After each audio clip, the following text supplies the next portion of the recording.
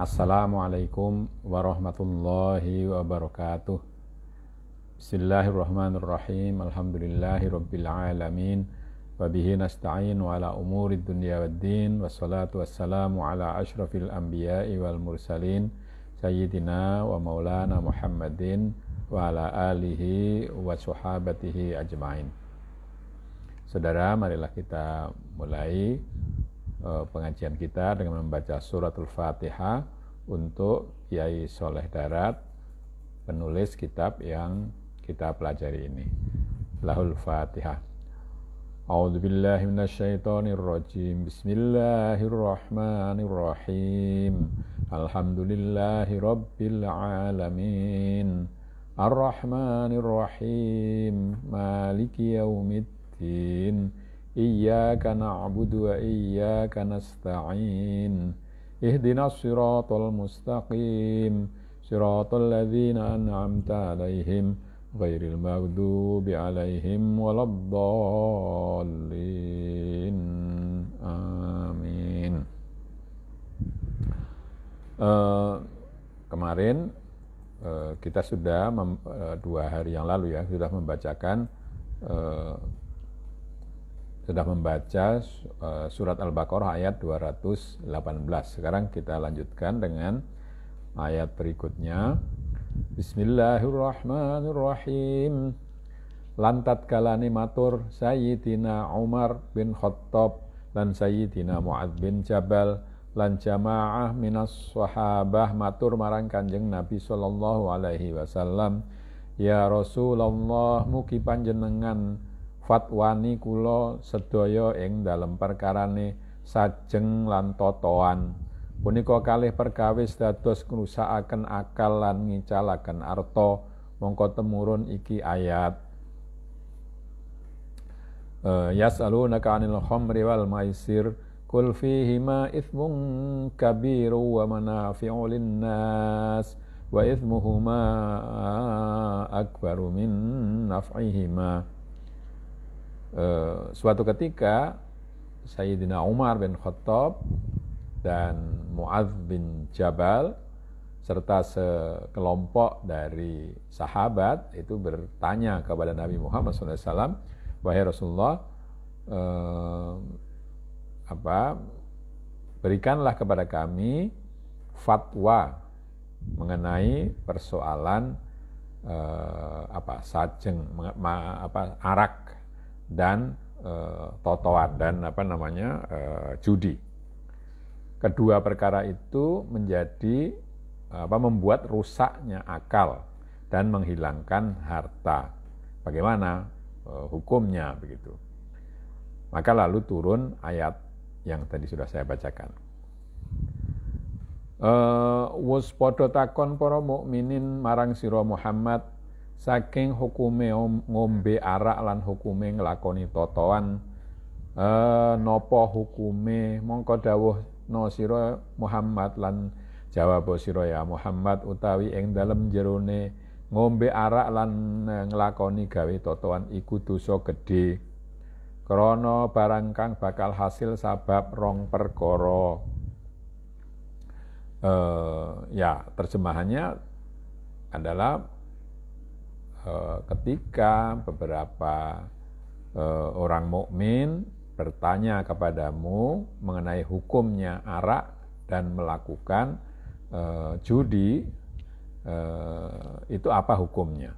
Maka jawablah wahai Muhammad, perintahkanlah kepada mereka bahwa di dalam minum arak dan berjudi itu terdapat dosa besar karena menghasilkan, karena keduanya itu menyebabkan terjadinya 2 hal. Para padu lan pisuh-pisuh lan kelawan pangucap ingkang ala lan ngomyang lan malih ing jerone nginum arak lan totoan iku ana manfaate marang menungso, krana manfaate sajeng iku dadi beningaken rupane raine menungso lan narik marang lomo lan ngilangaken susah lan ngajaraken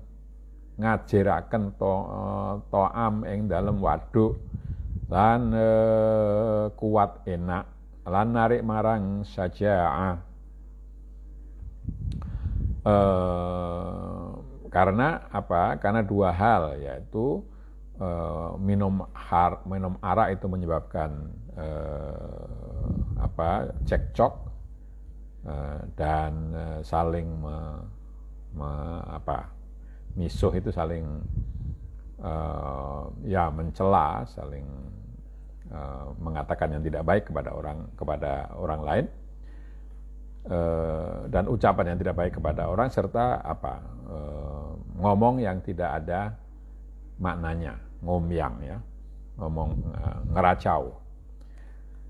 Dan juga di dalam minum arak itu dan berjudi itu tetapi terdapat manfaat juga di dalam minum arak dan di dalam berjudi itu. Manfaat arak adalah bahwa arak itu kalau diminum akan membuat jernih wajah. Ya tentu ini kalau tidak banyak ya. Dan membuat orang mudah memberi ya. Tidak kikir, serta menghilangkan susah dan menghancurkan makanan di dalam perut, serta kuat atau mungkin bisa merasa enak gitu, dan membuat berani. Lan ing dalam totoan iku hasil manfaate oleh arto ora kelawan masyakoh. Di dalam berjudi itu bisa dihasilkan harta tanpa kesulitan ya. Ya ini satu segi saja. Utawi durakane nginum lan totoan kang luweh agung, iku saya kira. Utawi durakane nginum lan totoan iku luweh agung tinimbang hasile manfaat.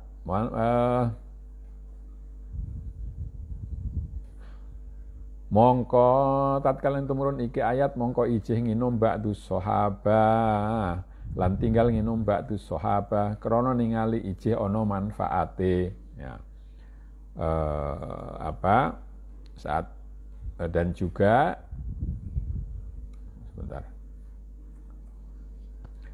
di dalam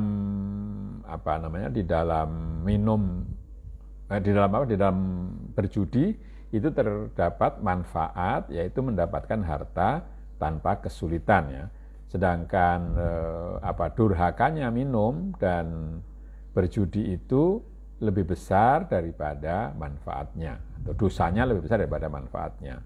Maka ketika ayat ini turun, sebagian sahabat masih minum dan sebagian yang lain tidak lagi minum, karena melihat bahwa yang minum itu melihat masih ada manfaat di dalam minum arak itu. Lan tatkala temurun surat Maidah, innamal khamru wal maisiru wal ansabu wal azlamu rijsum min amali syaiton, al-ayah iku tetep tinggal para sahabat kabeh. Nah, baru ketika turun surat Al-Maidah ayat 90 yang artinya bahwa arak maisir itu tadi main judi, ansob ya, azlam ya itu sebenarnya bagian dari judi juga, cuma caranya yang berbeda-beda. Kalau ansob itu mungkin dengan cara melemparkan panah ya, azlam juga dengan cara yang lain lagi. Jadi itu judi semuanya. Itu adalah ritsun, kotor ya. Maka jauhilah itu. Baru setelah itu semua sahabat meninggalkan khomer atau arak dan kalau tadi khomer, judi dan memberikan persembahan kepada dewa-dewa itu ritsun ya, amali syaiton ya. Maka baru setelah itu, setelah turun ayat 90 dari surat Al-Maidah itulah para sahabat berhenti minum dan berjudi. Yani setuhune iki khomer waktune sadrul Islam nalikane ijih ana ing Mekah iku halal krana ningali ayat wa min samaratin nakhili wal a'nabi tattakhiduna minhu sakara. Sesungguhnya arak itu di awal Islam ketika Nabi masih di Mekah itu halal karena ayat yang berbunyi wa min samaratin nakhil, dan dari buah kurma serta anggur itu kamu membuat minuman yang memabukkan. Maka mongko padha ngombe muslimun kabeh. Mongko nalika wis hijrah Nabi marang Madinah, mongko nuli takon Sayyidina Umar bin Khattab marang Kanjeng Nabi ing dalem perkarane khomer. Mongko nuli temurun iki ayat, mongko nuli ba'dul mukminin ana ingkang ijih gelem ngombe lan ana ingkang ora gelem ngombe krana ningali ayat wa manafi'u linnas. Jadi ketika di Mekah itu orang muslim masih minum arak ya, atau semuanya. Kemudian setelah Nabi hijrah ke Madinah, maka lalu Umar bin Khattab bertanya mengenai masalah ini kepada Nabi dan turun ayat ini. Maka lalu sebagian masih minum dan sebagian berhenti dan sebagian masih minum karena melihat pernyataan ada manfaatnya bagi manusia. Mongko nuli suwiji wektu katuran saya kira ya. Maka suwiji wektu katuran dahar Sayyidina Abdurrahman bin Auf. Ngaturi mungkin. Mongko nuli suwiji wektu ngaturi dahar Sayyidina Abdurrahman bin Auf marang ba'dus sahabah lan ngaturi Sayyidina Ali bin Abi Thalib karwahu aja. Mongko sakwise sadar kabeh mongko nuli den inum khomer kabeh ya. Jadi suatu hari Abdurrahman bin Auf, ini salah seorang yang kaya di antara para sahabat, Abdurrahman bin Auf itu mengundang orang untuk makan ya, termasuk Sayyidina Ali karamahu wajah. Maka setelah makan lalu disuguhkanlah khamar atau arak. Mongko nuli hudur waktune salatul maghrib. Semua minum arak. Mongko nuli hudur waktune salat maghrib lan den jaaken ngimami Sayyidina Ali bin Abi Thalib. Mongko maca qul ya ayyuhal kafirun a'budu ma ta'budun. Lalu yang diminta untuk menjadi imam, lalu datanglah waktu sholat maghrib dan Sayyidina Ali diminta untuk menjadi imam. Lalu pada waktu membaca surat Al-Kafirun itu membacanya qul ya ayyuhal kafirun a'budu ma ta'budun. Ya, padahal ada la mestinya ya. Wahai orang kafir, katakanlah wahai orang kafir, aku menyembah apa yang kalian sembah.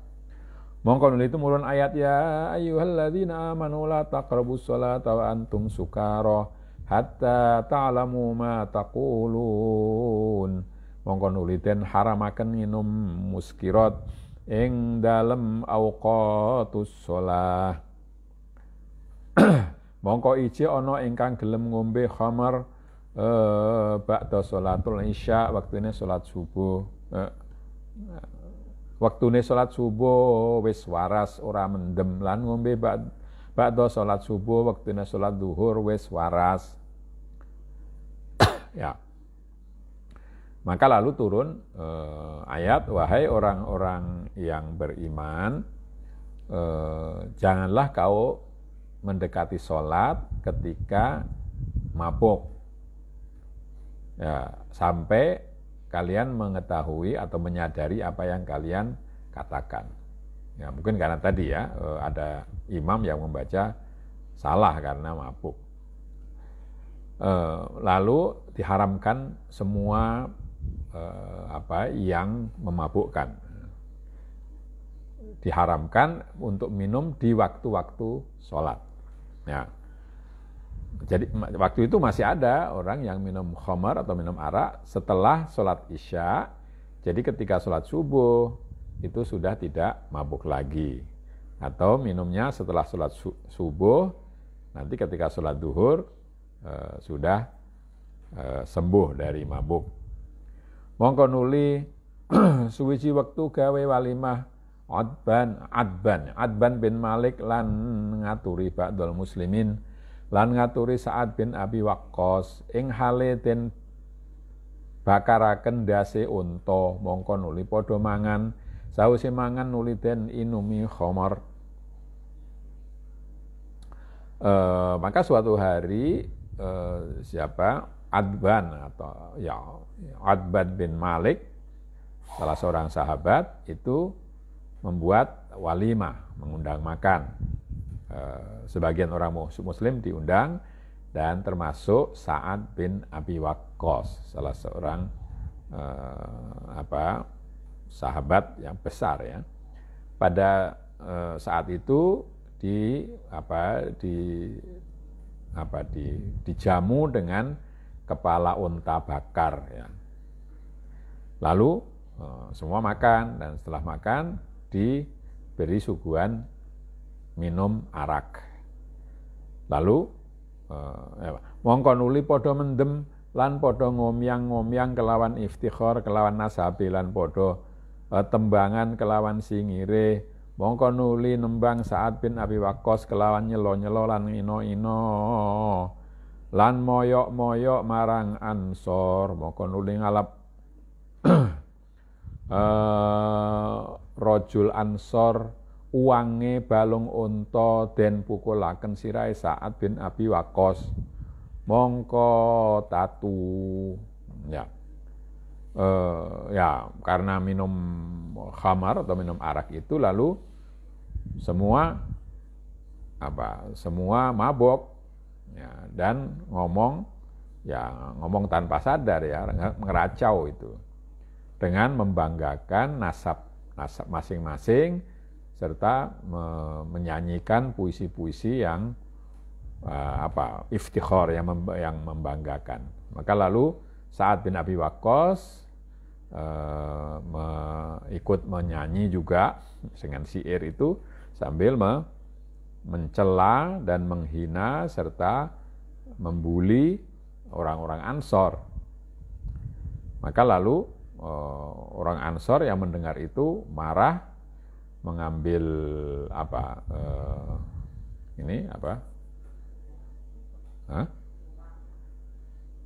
uang ya apa? Bukan karena kepala unta itu bagian yang tumbuhan itu yang tumbuh gigi di bawah itu rahang ya. Mengambil rahang unta dan dipukulkan ke kepala Sa'ad bin Abi Waqqas ya. Ya, rahang unta itu cukup besar ya, cukup dipukulkan ke kepala Sa'ad bin Abi Waqqas sampai terluka. Monggo nuli padha matur Kanjeng Nabi lan nuli wadul Sa'ad marang Kanjeng Nabi madulaken hale Ansor ing kono pinaraan ana Sayyidina Umar bin Khattab. Mongko ngucap Umar bin Khattab, Allahumma bayyin lana fil khamri bayanan syafiyah. Mongko nuli temurun iki ayat ing dalam surat Maidah, innamal khamru wal maisiru wal ansabu wal azlamu rizsun min amali syaitan fastanibuhu, dan seterusnya.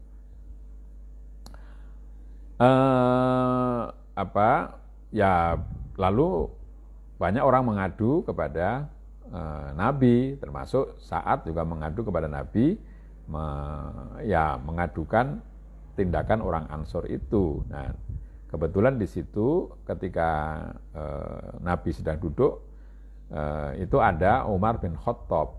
Maka lalu Umar bin Khattab mengatakan, ya Allah, jelaskanlah kepada kami masalah khamr ini dengan penjelasan yang cukup, yang sempurna katakan begitu. Lalu turun ayat tadi itu bahwa arak dan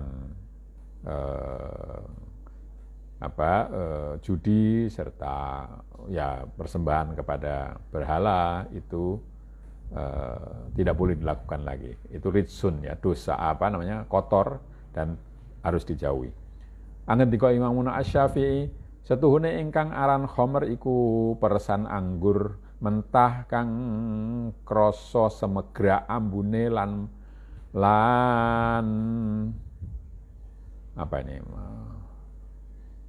mentuk gitu mungkin maksudnya keluar busanya, muntuk mungkin ya. Lan kaya mengkono malih persan zabib lan tamar lan persan gawean saking gandum lan saking sair lan saking beras sego utawi saben-saben barang kang mendemi iya iku khamr hukume. Imam Syafi'i mengatakan bahwa yang dimaksud dengan khamr itu adalah perasan anggur mentah yang terasa menyengat ketika diminum itu menyengat di tenggorokan dan berbau yang baunya menyengat serta berbusa. Demikian juga perasan zabib ya. Zabib itu tamar yang masih basah dan tamar itu kurma yang sudah kering serta perasan yang apa saja terbuat dari gandum atau wheat cantel kalau bahasa Jawa, kalau sejenis anggur gandum juga dan dari beras panasi ya, atau apa saja yang minuman yang memabukkan itu hukumnya sama dengan khamar. Angendika Imam Abu Hanifah utawi ingkang aran khamar iku peresan saking anggur lan rutop lan tamar lan zabib. Mongko lamun wis den godhog saya kira ini. Mongko lamun wis den godhog ilang rong pertelone mongko iya halal. Utawi mengkono iku lamun wis ora mendemi ya. Jadi menurut Abu Hanifah yang disebut khamr itu adalah perasan anggur atau kurma ya, baik yang basah maupun yang kering. Kalau perasan itu tadi mentah kan, tapi kalau itu sudah direbus sampai hilang 2/3-nya, maka halal kalau sudah tidak memabukkan lagi. Utahe khamr iku ana saking inab lan ana ingkang saking gandum lan ana ingkang saking tamar. Lan wis ngendika Kanjeng Nabi sallallahu alaihi wasallam utawi saben-saben barang kang mendemi iku khamar. Lan wis ngendika Kanjeng Nabi utawi saben-saben barang kang mendemi akeh iku kedhike iya haram. Rawahu Tirmidzi wa Abu Dawud. Utawi khamar iku najisul ain kelawan najis mutawasithah ora mughalladhah. Lan haram malih mangan saman khamar. Lan haram malih tadahun kaya mengko bahasa insyaallah ing dalam surat Al-Maidah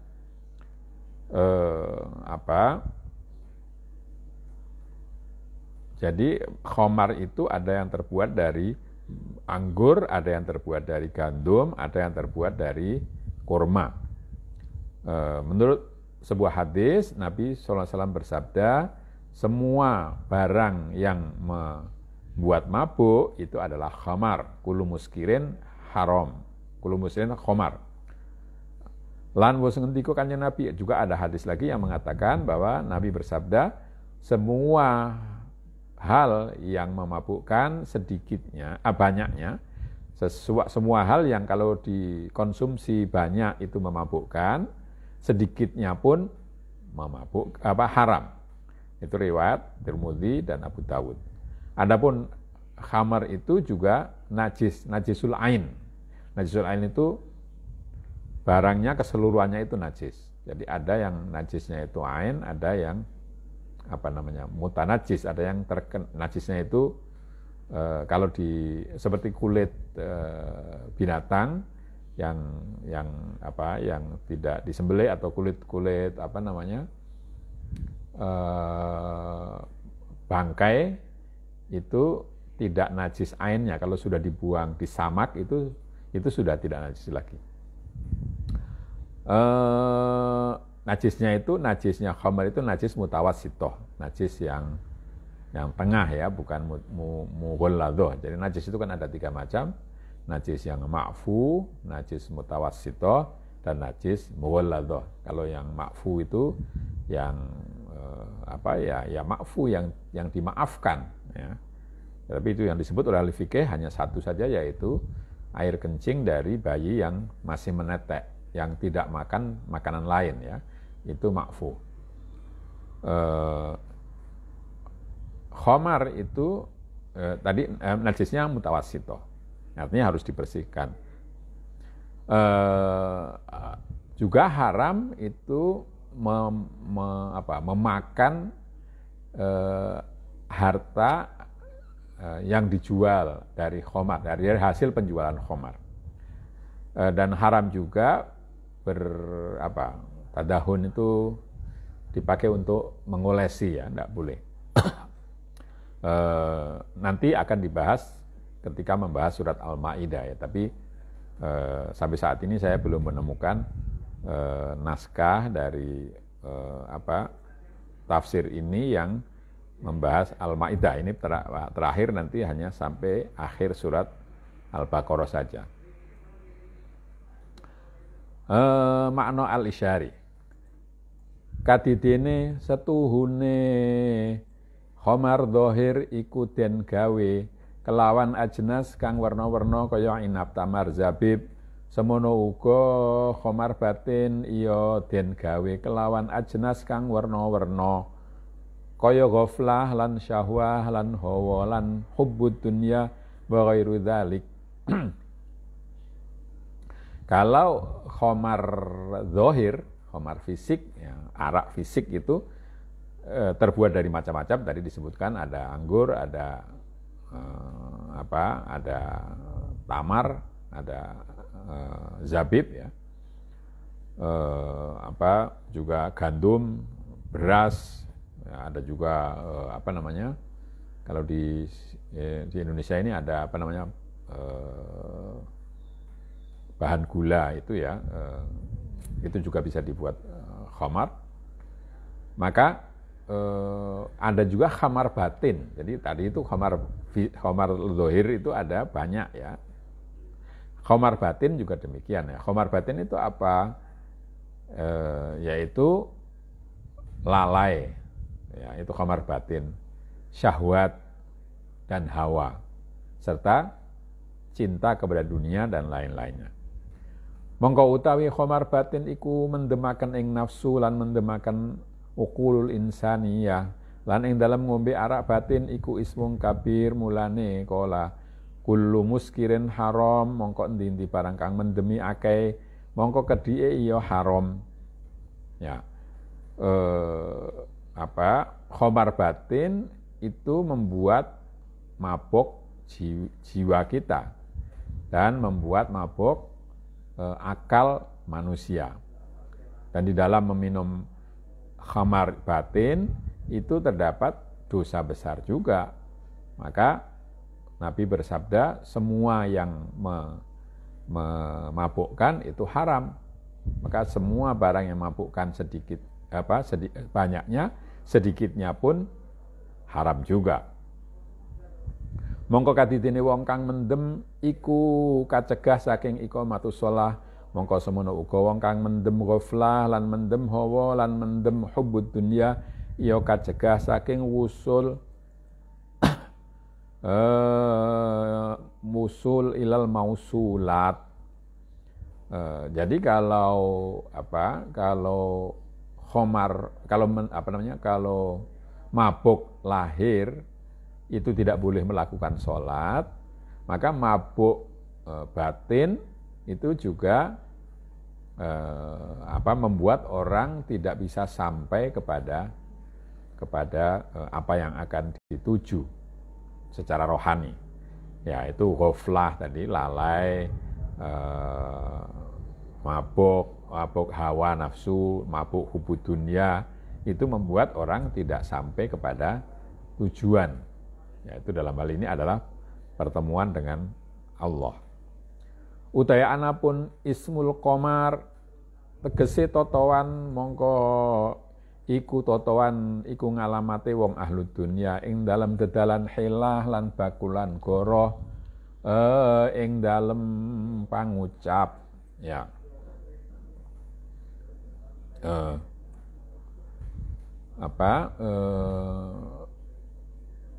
Dosanya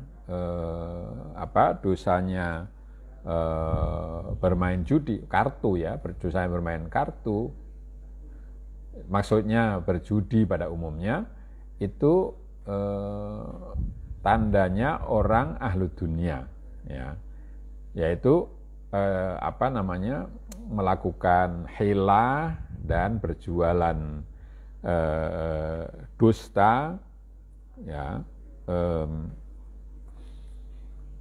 dalam ucapan, ya. Utai mangkono iku kabir munggu alul ikhtiar. Yang demikian itu adalah dosa besar bagi orang yang mengikuti jalan kebaikan, yang mencari ketinggian rohani atau peningkatan kehidupan rohani. Jadi sama ya, tadi makna isyarinya kalau berjudi lahiriah itu kan dasarnya itu adalah tadi itu hilah dan berjualan tadi dusta di dalam ucapan. Maka itu juga menghalangi orang akan mencapai ke ketinggian rohani gitu.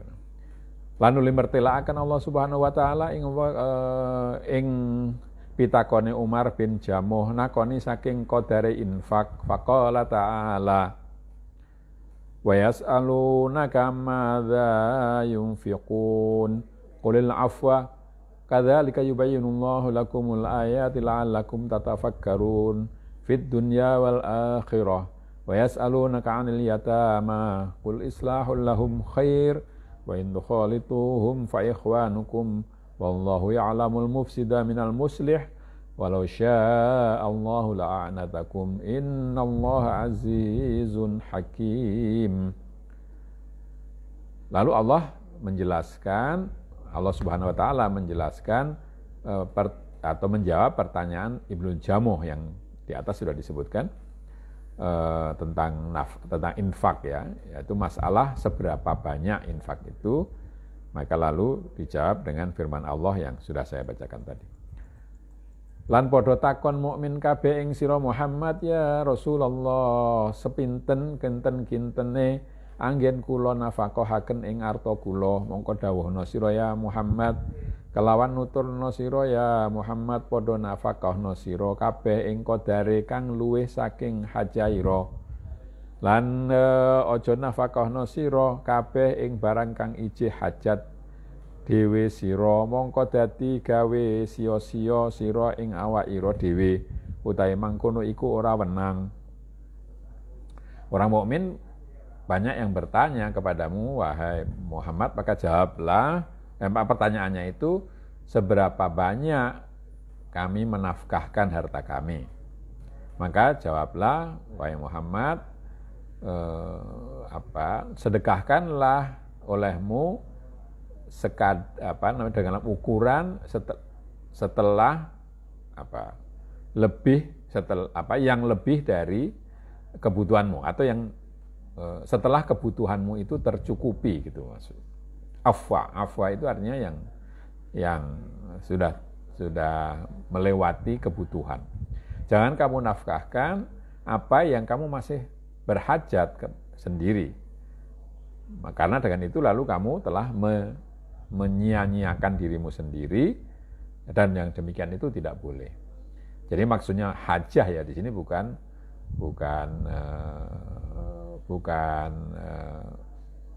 apa namanya, hajah itu yang kebutuhan yang dasar gitu ya. Yang kamu nafkahkan itu kebutuhan yang hartamu yang sudah melewati kebutuhanmu. Ya, kalau masih dibutuhkan ya jangan gitu. Yang masih berhajat, dalam istilah fikih itu usul fikih ada istilah daruriyat, hajiat, dan tahsiniyat. Jadi kalau tahsiniyat itu ya bisa kita misalnya hobi itu kan kalau tidak punya tidak apa-apa. Jadi kalau menafkahkan itu bukan menghitungnya itu termasuk sudah jumlah hobi kita, harta yang diperlukan untuk hobi kita, bukan begitu. Yang butuh itu ya kebutuhan dasar ditambah kebutuhan yang sekunder dalam Kalau kebutuhan sekunder sudah terpenuhi, itulah yang kamu boleh menafkahkan. Sebab kalau yang primer dan sekunder itu masih butuh, nanti kalau kamu tidak tercukupi kebutuhan kamu, maka berarti menyia-nyiakan diri sendiri. Kaya mangkono wis telak-telakaken subhanahu wa ta'ala marang sira kabeh ing pira-pira ayate Allah lan pira-pira syariate Allah, supaya ana sira kabeh iku padha mikir-mikir ing pira-pira perkarane donya lan perkarane akhirat. Mongko dadi bisa ngalap sira kabeh ing barang kang manfaat marang sira ing dalem donya lan ing dalem akhirat. Ya. Yang demikianlah Allah telah menjelaskan kepadamu semua beberapa ayatnya dan beberapa syariatnya agar kalian tahu, kalian memikirkan urusan dunia dan urusan akhirat, sehingga kamu bisa mengambil hal yang manfaat untukmu di dalam kehidupan dunia dan kehidupan akhirat. Lan masalah podo takon ba'dul muslimin marang siro ya Muhammad saking perkarane artane bocah yatim. Artine bocah ingkang den tinggal mati bapakne sadurunge balik. Krana setune perkarane artane wajib ngati-ati. Mongko lamun ngewor sira kabeh ing artane yatim kelawan artanira, mongko mengkono iku dosa. Lan lamun misah sira pangane yatim mangan dhewe, mongko mengkono iku ngrupakaken ing yatim. Ya. Jadi lalu ada pertanyaan juga dari sebagian orang muslim kepadamu wahai Muhammad mengenai masalah hartanya anak yatim. Artinya anak yang ditinggal mati orang tuanya sebelum balik. Karena kalian harus berhati-hati dalam masalah harta anak yatim itu. Kalau dicampur dengan uangmu, maka yang demikian itu tidak boleh. Tapi kalau dipisah, makan sendiri, maka itu menyulitkan si yatim. Ya. Lamun takon kaya mengkono mongko dawuhna sira ya Muhammad marang mukmin kabeh utawa